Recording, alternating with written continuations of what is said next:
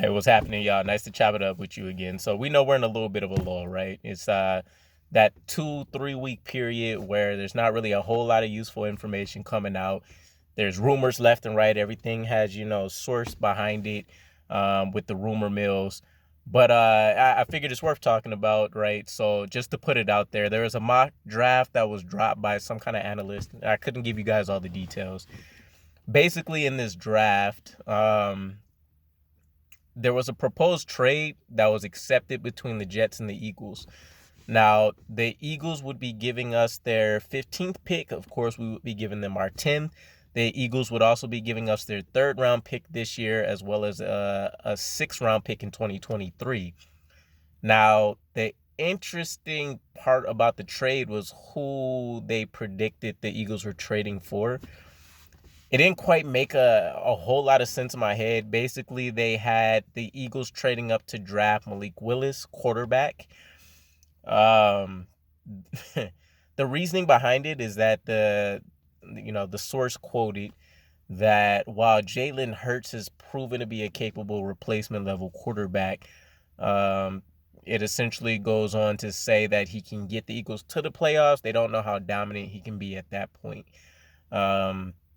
So pretty much with Malik Willis being a quarterback that has all of these tools, and it's kind of like everybody's enamored with Josh Allen at the moment, reasonably so, but it's kind of that, I guess, phenomenon.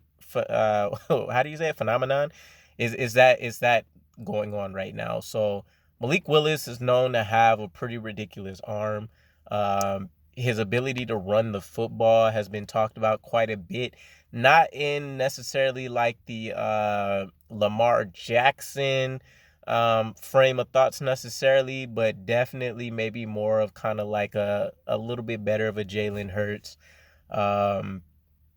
I'm trying to think of who might be another solid quarterback that's essentially been able to run the ball a little bit. But yeah, we're not talking about Mike Vick level, athletic ability or anything like that. It's up there, but it might be just a notch below like a Lamar Jackson would be. But pairing that with what his ridiculous arm looks like, and of course, the college stats. Everybody's college stats generally look crazy if they're a star. And you kind of have the recipe for what might be going on here. Now, I would be all for trading back because it's not a bad position at all. We're only moving back 5 spots. We might be in perfect territory from like a value perspective if Tyler Linderbaum isn't picked up to still snag him, which would be you guys know what it is. I've been pounding the table for Tyler Linderbaum for a while.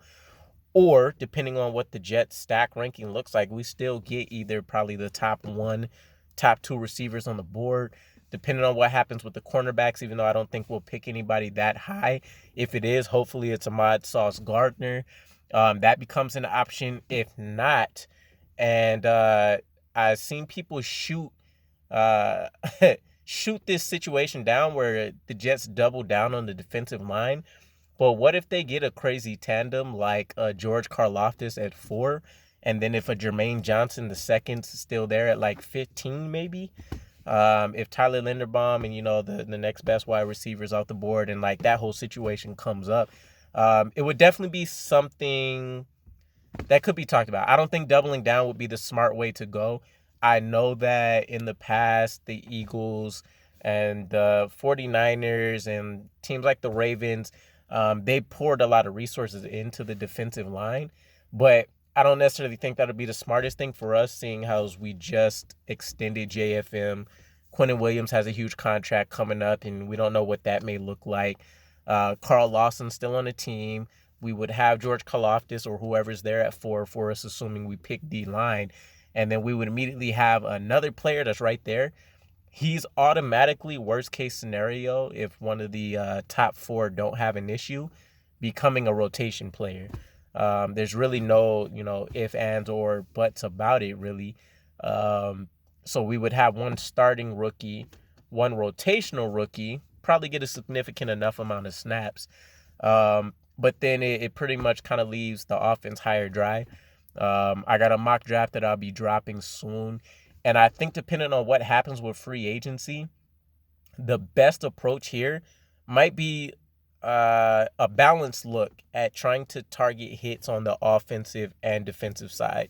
You know, if we choose to go defense at number 4, we need to try to go offense at number 10, unless we just, there's somebody maybe just can't be missed. And kind of take that approach, right? I don't see any offensive player being selected at 4 for us, unless the Jets just feel really strongly about like an Ekamekwanu or Ikamekwanu, or an Evan Neal if he's still on the board or something like that. So it's interesting. Either way, though, I thought it was an interesting trade proposal. I don't see it. Again, basically Malik Willis would be the target. While they say Jalen Hurts is a capable starter, they don't know how far in the playoffs he'd be able to get a team based on what they've seen so far. So Malik Willis can essentially play the role of developing for a year, kind of like a Patrick Mahomes. And then maybe he shows enough to, take off and have the career arc that Josh Allen did. Or at least he has a little bit more of that excitement factor with the arm strength and the ability to run and things like that to maybe push the Eagles over the hump. Either way, again, just to recap, don't shoot the messenger. I think it's a far-fetched trade. I don't really see it happening at all. I want to say I'd be excited if it does. The Eagles seem like they kind of get screwed because you might as well just let Jalen Hurts run out the contract and see what you have at least into year 3, especially with a much better expected quarterback crop coming out next year. But either way, let me know what your guys' thoughts are. Do you think it's, a ridiculous trade as well? Or do you guys think this might be something that's feasible? At least from the Eagles' perspective, I think everybody on the Jets will be ecstatic if, we saw this happen by somehow. But either way, catch up with you guys again. Peace.